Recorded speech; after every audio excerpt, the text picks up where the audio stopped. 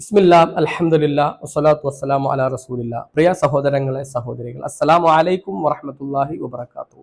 പരിശുദ്ധ റമദാൻ നമ്മളോട് വിട പറയുകയാണ്. റമദാനിന്റെ ചൈതന്യം ഉൾക്കൊണ്ടുകൊണ്ട് തുടർ ദിവസങ്ങളിലും നമ്മളുടെ ജീവിതം ക്രമീകരിക്കാൻ നമ്മൾ പരമാവധി പ്രയത്നിക്കുക. നാളെ നമ്മൾ ഈദ് ആഘോഷിക്കാനായിക്കൊണ്ട് ഒരുങ്ങുകയാണ്. ഈദ് നമസ്കാരവുമായി കൊണ്ട് ബന്ധപ്പെട്ട് പ്രവാചകൻ പഠിപ്പിച്ച ചില സുന്നത്തുകൾ ഓർമ്മിപ്പിക്കുക മാത്രമാണ് ചെയ്യുന്നത്. പ്രവാചകൻ സല്ലല്ലാഹു അലൈഹി വസല്ലം പറഞ്ഞു, പെരുന്നാളിന്റെ ദിവസം നിങ്ങൾ രാവിലെ കുളിച്ച് ശുദ്ധിയായി നല്ല വസ്ത്രം അല്ലെങ്കിൽ പുതുവസ്ത്രം ധരിച്ച് സുഗന്ധം പൂശി എന്തെങ്കിലും ഭക്ഷണം കഴിച്ചുകൊണ്ട്, ചെറിയ പെരുന്നാളിന് ഭക്ഷണം കഴിച്ചുകൊണ്ട് നിങ്ങൾ ഈദ്ഗാഹുകളിലേക്ക് പുറപ്പെടുക. ഈദ്ഗാഹാണ് പ്രവാചകൻ സുന്നത്തായി നിശ്ചയിച്ചിട്ടുള്ളത്. പുറപ്പെടുന്ന സന്ദർഭത്തിൽ കൂട്ടമായി പുറപ്പെടുകയും തക്ബീർ ചൊല്ലിക്കൊണ്ടിരിക്കുകയും ചെയ്യുക എന്നതും പ്രത്യേകം ശ്രദ്ധിക്കുക. ഈദ്ഗാഹിൽ എത്തിക്കഴിഞ്ഞാൽ പ്രത്യേക സുന്നത്ത് നമസ്കാരങ്ങളൊന്നുമില്ല. പോകുന്ന വഴിയും തിരിച്ചു വരുന്ന വഴിയും വ്യത്യസ്തമാക്കാൻ പ്രത്യേകം ശ്രദ്ധിക്കുകയും ചെയ്യുക.